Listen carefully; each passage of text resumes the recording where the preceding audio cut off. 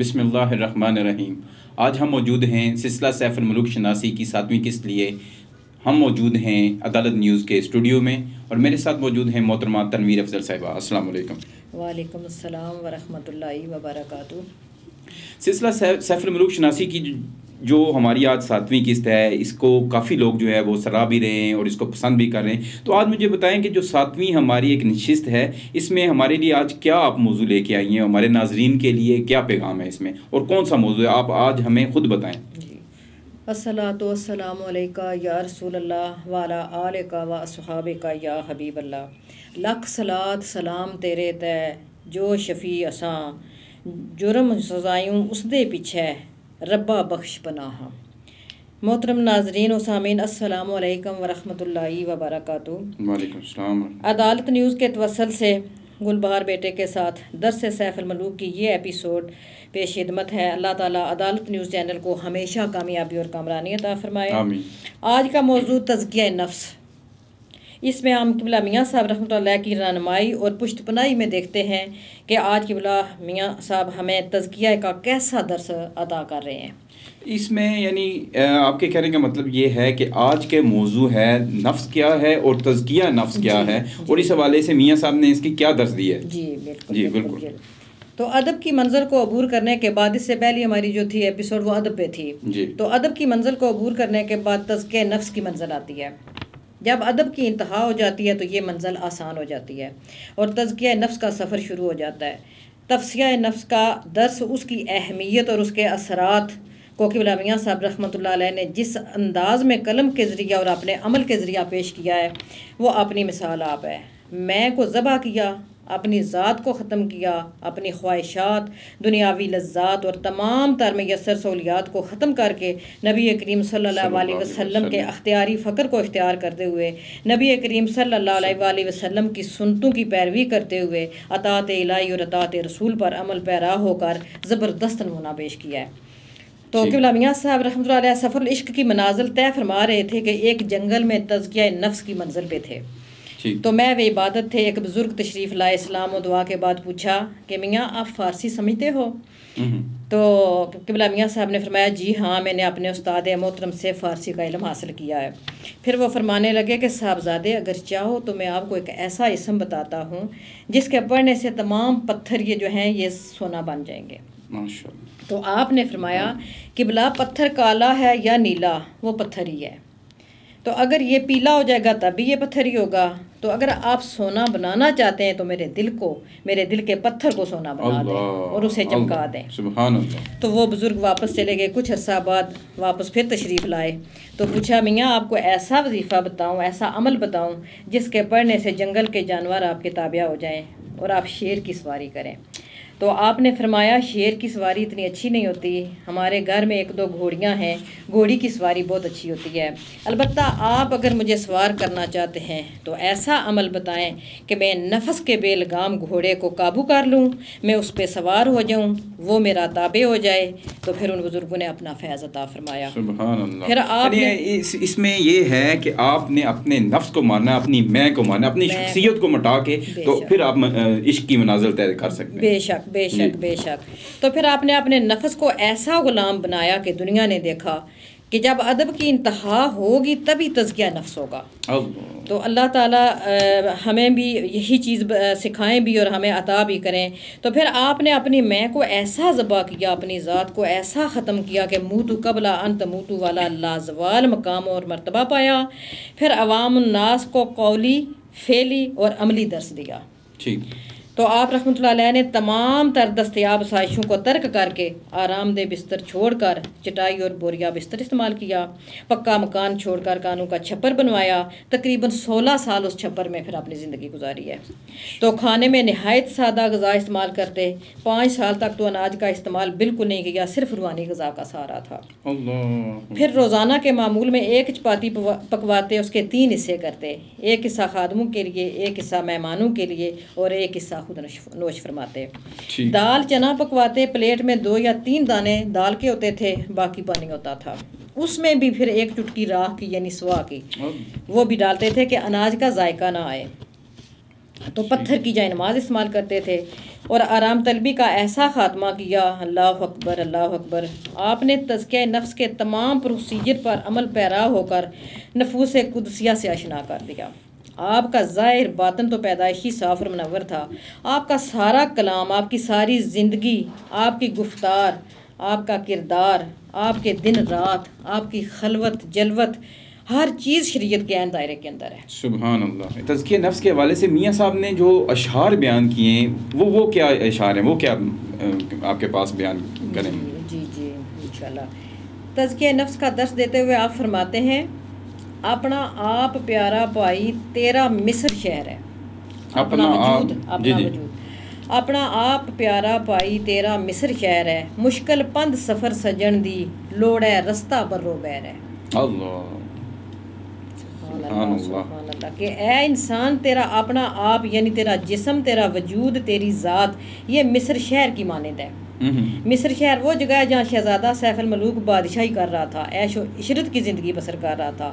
تو مشکل پند سفر سجن دی لوڑ ہے، یعنی اپنے محبوب کی تلاش میں نکلے گا تو مشکل پند سے مراد ہے کہ مشکل سفر ہوگا، یعنی اس راستے میں مشکلات و مصائب، دکھ اور تکالیف کا سامنا کرنا پڑے گا۔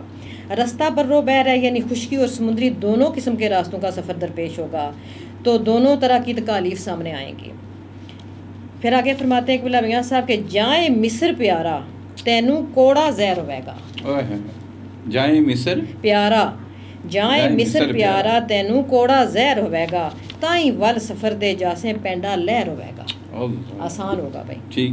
یعنی جب یہ مصر پیارا یعنی تمام تار مہیا آسائشیں تجھے اچھی نہیں لگیں گی، ان سے دل اچاٹ ہو جائے گا اور ان میسر اور دستیاب سہولتوں سے دور ہٹے گا، ان کو چھوڑے گا، یعنی نفسانی خواہشات کو ختم کرے گا، تائیں وال سفر دے جاسے، تب وہ جو سفر عشق ہے وہ آسان ہو جائے گا، وہ آسان ہو جائے گا، پینڈا لہر ہوئے گا، یعنی اتباع الہی اتباع رسول ہوگی تب یہ سفر آسان ہوگا، بے شک۔ تو مقصد میں کامیابی ہوگی، منزل نزدیک اور سامنے آ جائے گی انشاءاللہ تعالی۔ آگے میاں صاحب رحمۃ اللہ علیہ فرماتے ہیں کہ بھوک نیندر دو گول وڈیرے، یہ بھی اس کے رستے کی مشکلات ہیں۔ بھوک نیندر دو گول وڈیرے آتش پیون ہارے، یہ بھوک اور نیند جو ہے یہ آگ بھی پی جاتی ہے، ٹھیک۔ تو فرماتے ہیں کہ بھوک نیندر دو گول وڈیرے آتش پیون ہارے، اور بلائیں شر نفسانی سمجھو رمز پیارے۔ یہاں کے میاں صاحب رہنمائی فرما رہے ہیں کہ بھوک اور نیند قربان کرنی پڑتی ہے، اس کے علاوہ اور بھی شر نفسانی ہیں جن سے اجتناب کرنا پڑتا ہے، یعنی مکمل طور پہ اپنی ذات کی نفی کرنی پڑتی ہے، ختم کرنا پڑتا ہے، ختم کرنا پڑتا ہے۔ کم کھانا، کم سونا، کم بولنا، یہ اس سفر کا اصول ہے۔ تو فرماتے ہیں کہ جے سب نہ دے سر تو لنگے، ان تمام چیزوں کے پار کرے گا، جے سب نہ دے سر تو لنگے چڑھ دیوے دے کاندے، دیو کے کاندھے پہ، دیو متی ہوئے گا جس ویلے کھل ونجن سب باندھے۔ ٹھیک، یعنی کہ میاں صاحب اس میں ایک سٹیپ بائی سٹیپ اس کی منازل بتا رہے ہیں، منازل تزکیہ نفس کی، کہ تزکیہ نفس کا کس منزل پہ آپ کو کیا چیز حاصل ہوگی۔ بالکل، بے شک بے شک۔ فرماتے ہیں کہ اگر ان تمام چیزوں یعنی نفس کو پچھاڑ دے تو پھر وہی دیو متی ہو جاتا ہے اور تمام سفر آسان ہو جاتا ہے۔ تو اللہ تعالیٰ ہمیں بھی ایسا ہی سفر عطا کرے اور ایسی رہنمائی بھی عطا کرے۔ پھر فرماتے ہیں کہ چاہیے مرد سپاہی، اب یہ بتا رہے ہیں کہ کون کرے گا اس کو، نفس کو قابو کون کرے گا، ٹھیک۔ تو فرماتے ہیں چاہیے مرد سپاہی ایسا جیڑا میں نو مار گواوا ہے، مرشد کامل۔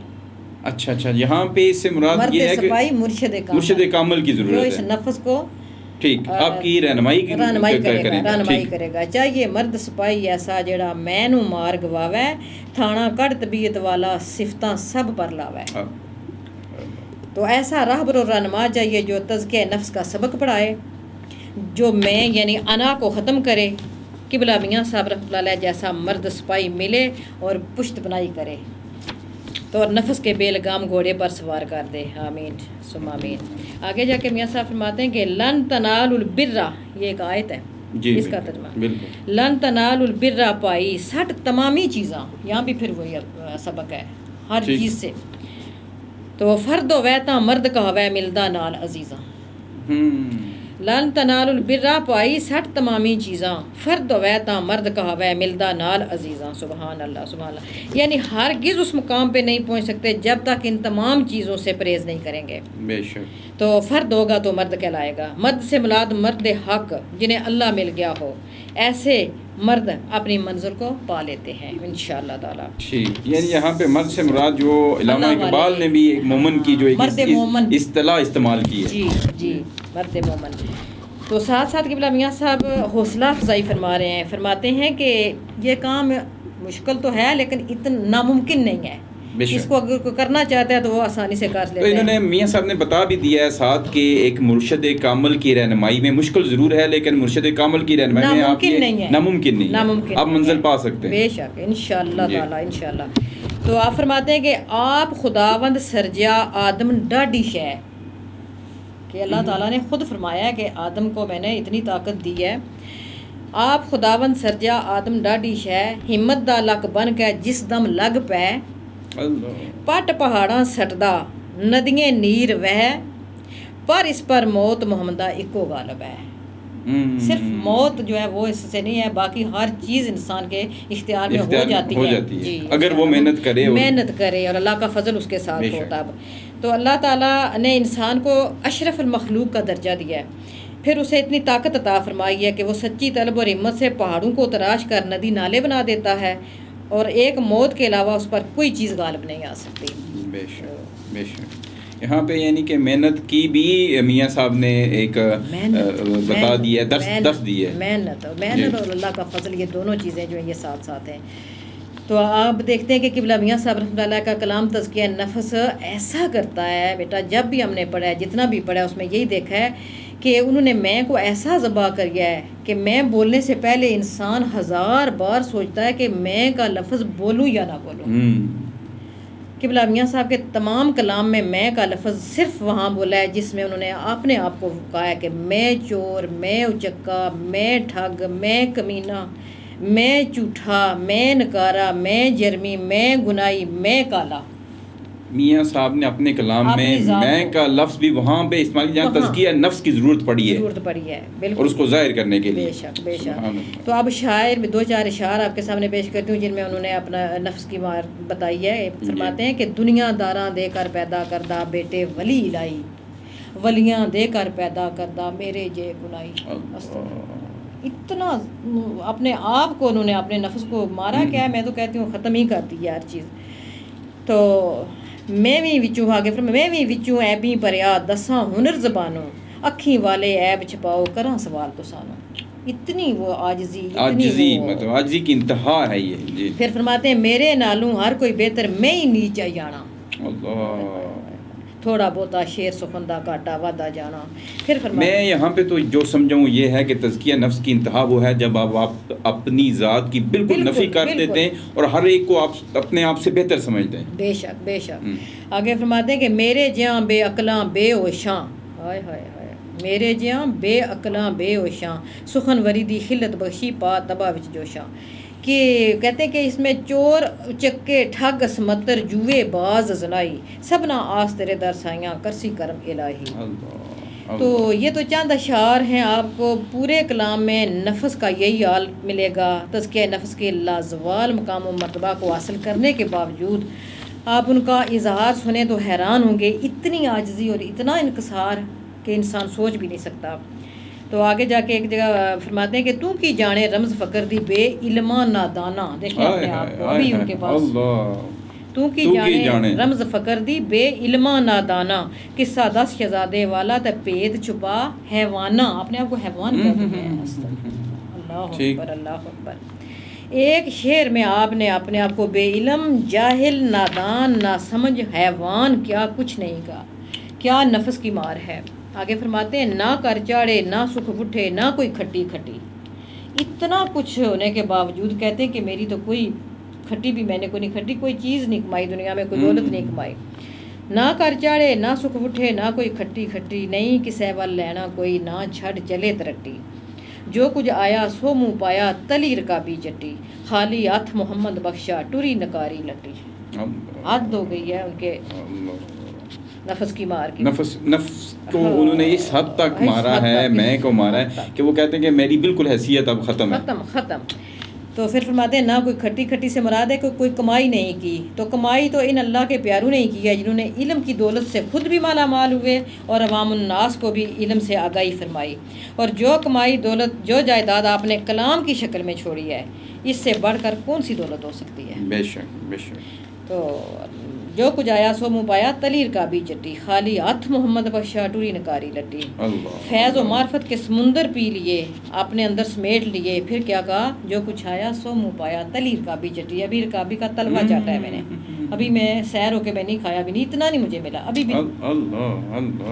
ابھی میری یعنی کہ یہ منزل اتنی وسیع منزل ہے کہ اس کے باوجود وہ کہہ رہے ہیں کہ میں اس کی صرف جو ہے وہ ایک سطح پہ پہنچ سکا ہوں. بے شک بے شک بے شک بے شک. تو آگے فرماتے ہیں پھر ایک جگہ شہزادہ جب ملکہ خاتون کو دیو کی قید سے چھڑا کے اس کے والدین کے پاس شہرستان ملک میں لے کر جاتا ہے تو وہ پوچھتے ہیں کہ اس دیو کو کس نے مارا. پوری وہ اپنی سفر جو تھا وہ طے کر کے تو پہنچ گیا اس جگہ پہ اپنے شاہ پری کو پانے کے لیے، لیکن وہاں جا کے ایک جگہ اس نے میں کا لفظ بولا ہے. تو پھر دیکھیں اس کا اشر کیا ہوا ہے. تو اس پوچھتے ہیں وہ لوگ کہ اس دیو کو کس نے مارا ہے جس کی قید میں ملکہ خاتون تھی. تو شہزادے نے اتنا کہا کہ اسے میں نے مارا ہے، اسے میں نے مارا ہے. تو اس کو قبلہ میاں صاحب کی زبانی سنتے ہیں. وہ فرماتے ہیں کہ شہزادہ کیا کہتا ہے؟ آہو میں ہی کٹھا. آہا، شہزادے نے فرمایا کہ میں ہی کٹھا اسے ذبح کیا تھا. کٹھا ہوتا ہے ذبح کرنا. ملکہ خاتون قیدوں کڈی جان رب کرم کمایا. تو ساتھ یہ بھی کہا کہ جان رب کرم کمایا، یعنی اللہ کے فضل و کرم سے ہی ہوا. پھر بھی اتنی سی میں بھی اس کی بارگاہ میں پسند نہیں ہے.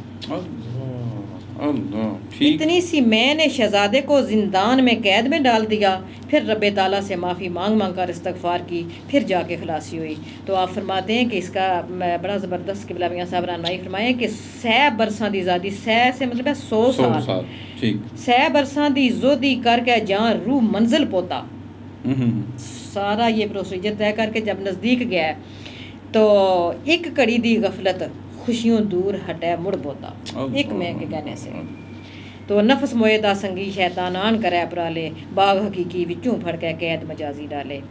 تو یہ دیکھیں شیطان تو موقع کی تلاش میں رہتا ہے کہ کہیں انسان سے ذرا سی غفلت ہو جائے تو ایسا وار کر جاتا ہے کہ اس لیے ہر وقت محتاط رہنا چاہیے. تو فلاح پا گیا وہ انسان بیٹا جس نے اپنا تزکیہ کیا.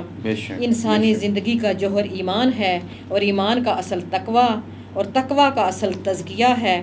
تقویٰ باطنی اور قلبی حالت کا نام ہے. تزکیہ نفس ہر انسان پہ لازم ہے. اہل اللہ کی صحبت سے تزکیہ نفس کے ذریعہ سے وہ منظر جو سالوں کے بعد حاصل ہوتی ہے وہ دنوں میں بلکہ لمحوں میں انشاءاللہ حاصل ہو جاتی ہے. یعنی میاں صاحب کی جو آج ہم نے درس حاصل کیا وہ یہ ہے کہ تزکیہ نفس اتنا ضروری ہے تقویٰ کے لیے کہ اور اس میں جو پہلی منزل ہے وہ ادب پہلی منزل ہے اس میں کہ آپ نے اپنے تزکیہ نفس کرنا، اپنی میں کو مارنا ہے، تو تب آپ عشق کی منازل، عشق حقیقی منازل حاصل کر سکتے ہیں. اور اس میں یہ بھی ہے کہ آپ کی ذرا سی میں انا آپ کی برسوں کی محنت کو ضائع کر سکتی ہے. تو مجھے امید ہے کہ ہمارے ناظرین کو یہ ہمارا آج کا پروگرام سلسلہ جو ہے یہ بہت پسند آیا ہوگا، اور آئندہ بھی ہماری اسی طرح رہنمائی بھی فرماتے رہیں گے اور ہمارے لیے کمنٹ بھی کرتے رہیں گے، ہمارے پروگرام کو شیئر بھی کرتے رہیں. یہ بھی بتانا ہے بیٹا کہ جہاں کہیں میرے سے کوئی غلطی ہو، کوئی لفظ کی غلطی، کوئی الفاظ کی درستگی اس کی میری وہ اسے اصلاح کرتے رہیں. جو بھی کوئی علم والا ہے، جو بھی کوئی محبت والا ہے وہ میری اصلاح کرے. بالکل یہ انسان خطا کا پتلا ہے، ہو سکتا ہے ہمارے ساتھ بالکل ہم سیکھ رہے ہیں، ہم بھی سیکھ رہے ہیں، اور ہم سے بہت غلطیاں بھی ہوتی ہوں گی یقیناً. اللہ تعالیٰ ہماری غلطیوں کو بھی معاف کرے، اور ہم آپ تمام احباب سے بھی گزارش کریں گے کہ ہماری غلطیوں کی نشاندہی بھی کریں اور ہمارے سلسلے کو پسند بھی کرتے رہیں. آپ کا بہت بہت شکریہ. اجازت چاہتے ہیں. السلام علیکم.